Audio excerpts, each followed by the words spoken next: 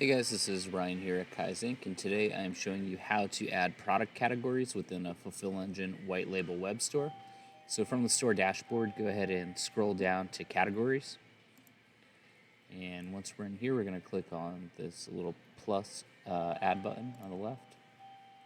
And so now you've got two choices. You could do store products, so this would just be a single category. So let's just say headwear, and you would assign all your hats to this headwear category.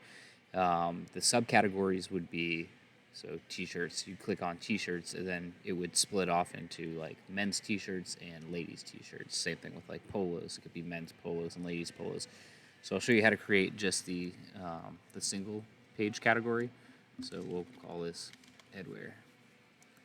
Add category, and now you're prompted to add whatever headwear products you would have had. So let's just pretend that these are hats, and we're just going to add the first two. Okay, so now that category is set with both those products in there.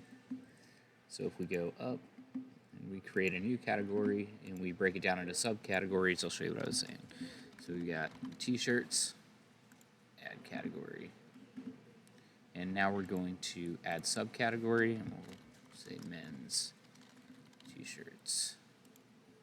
Add category, and we'll add this shirt. Now if we go back up to parent category, we're going to go ahead and add a subcategory. We'll call this ladies t-shirts. And we'll go ahead and add a different product.